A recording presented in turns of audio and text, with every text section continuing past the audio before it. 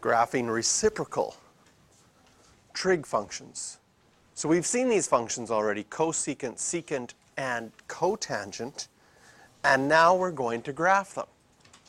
And the way that we graph them is if we think of cosecant as 1 over sine, and we follow our rules for graphing reciprocals, well, we would start, first of all, by graphing the original function, and then completing the steps for our reciprocal graph means doing all of your asymptotes, finding all of your nice points, and then drawing your graph.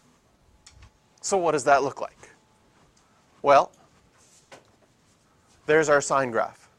So our first thing is you would draw your sine graph. Yes? Oh, someone didn't get paper. Here you go.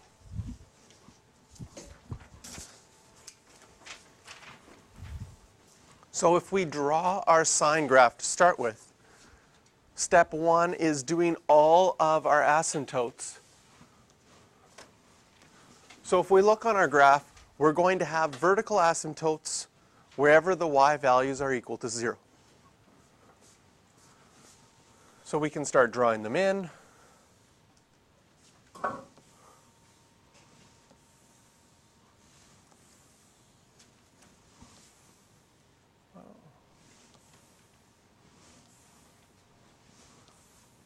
Wow. All right. Might have to move some of those over a bit.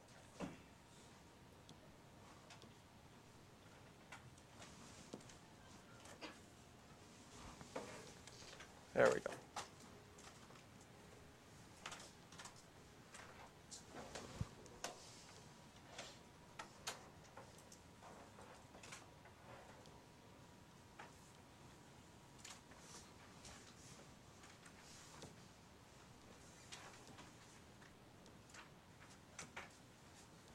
Okay, we can attempt to move them over, but it looks like that is not working very well at all. So we're going to assume that all those dotted lines, with the exception of this one, which is really bad. Oh, did I get it? Oh. No. Okay. Maybe the mouse will be better than the. There we go. There we go. All right, look at, oh.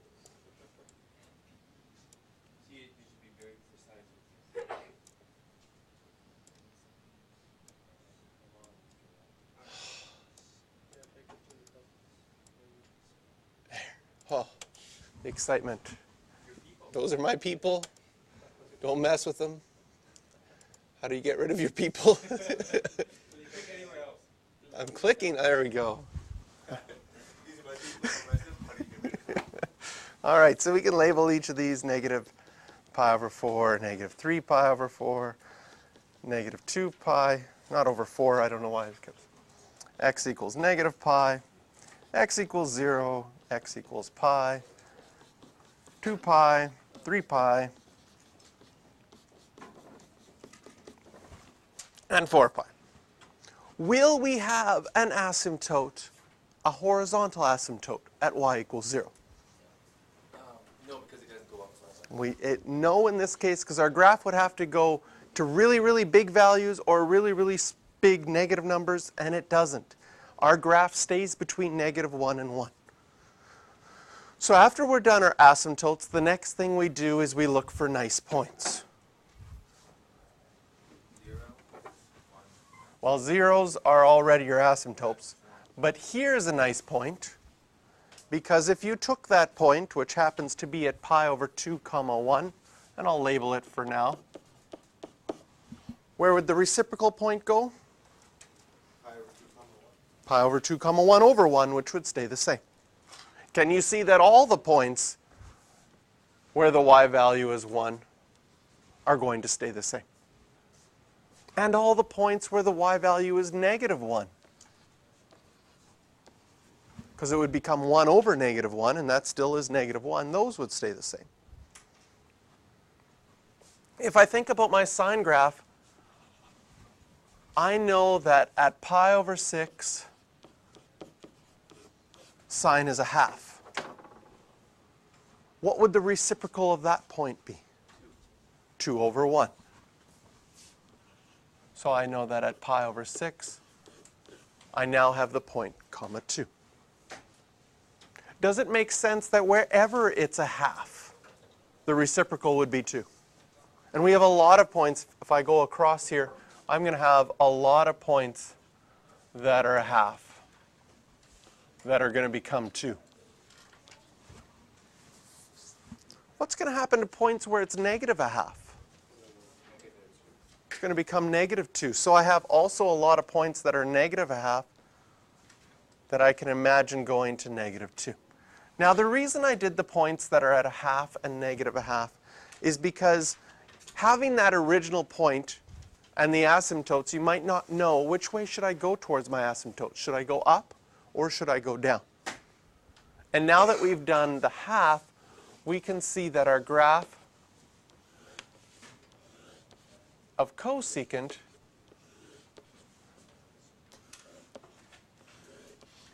is going to have this shape, like a bunch of little parabolas. So cute. They aren't parabolas, but they look like them.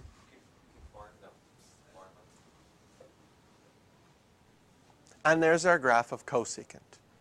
So we did the same steps that we did with reciprocals of any other graphs. We graph our original function. We draw all of our asymptotes. We look for nice points and plot as many nice points as we can, and then draw the graph towards our asymptotes. So since the graph of secant, which is the reciprocal of cos, is so similar to sine graph, it's going to look very similar in the end. So I'll give you a head start on this one.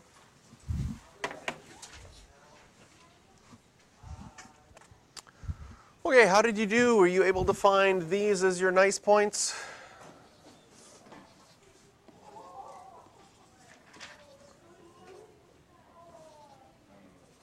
And then it has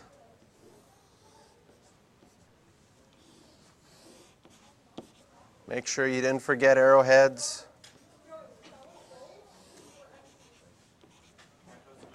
Yeah.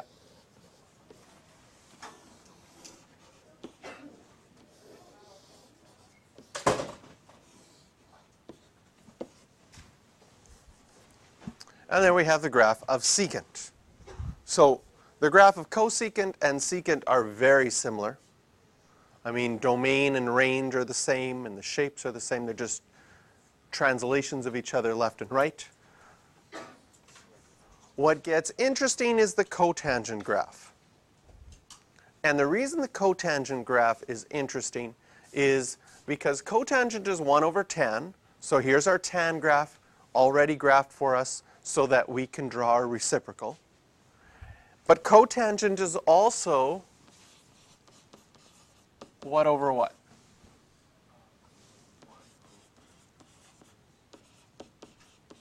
Our cotangent graph is also cos over sine. So when you're graphing cotangent, there's going to be a difference between 1 over tan and cos over sine. Because 1 over tan, here's my tan graph. In 1 over tan, you're going to have asymptotes wherever you have x-intercepts. Right? So I'm going to have an asymptote there, there,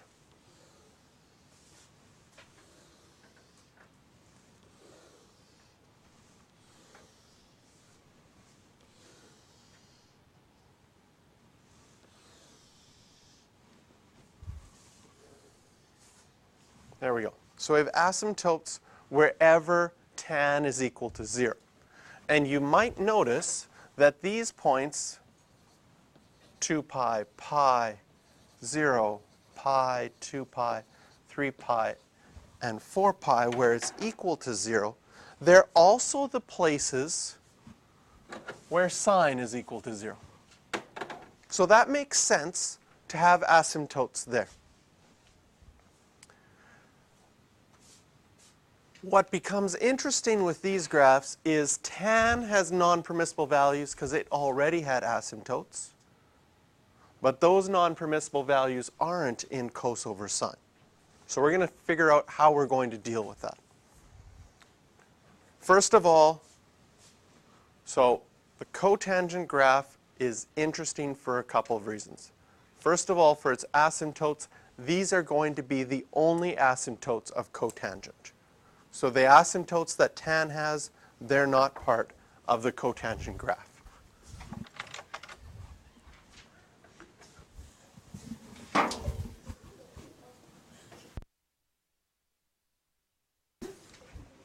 Secondly, you know how when our graph goes up forever, the y values get really, really big, which they do with our tan graph? What do we normally have? We'd have a horizontal asymptote at y equals 0. We don't in cotangent. So that's kind of weird. If we go next to nice points, what's a point on tan that you know?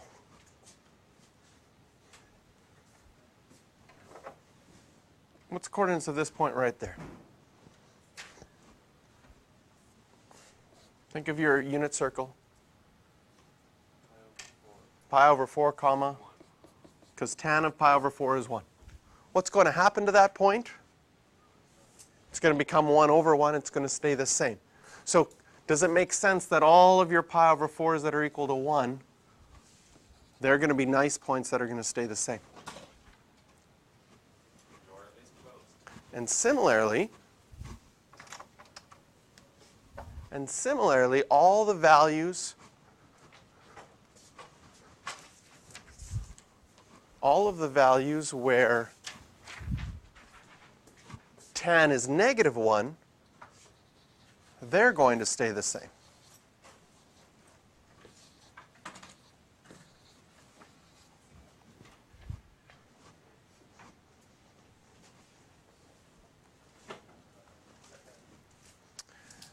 And all of the values where there was asymptotes in the past, these blue dots that I'm drawing on the x-axis, those are points where cos of theta is equal to 0. So those are the zeros of cos. So when graphing cotangent, we actually graph cos over sine more than we graph 1 over tan. And when graphing cos over sine, that allows us to put those x-intercepts in. And the graph of cotangent then goes through all of those nice points towards the asymptotes. So it looks like a bunch of negative x cubed graphs. If tan looks like a bunch of x cubed graphs,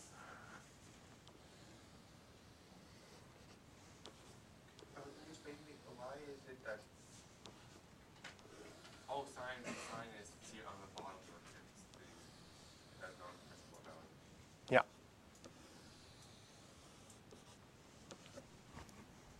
And I believe that the graph of cotangent is on your first review or second review. On the first review. So now we've officially done it. So it's an interesting graph.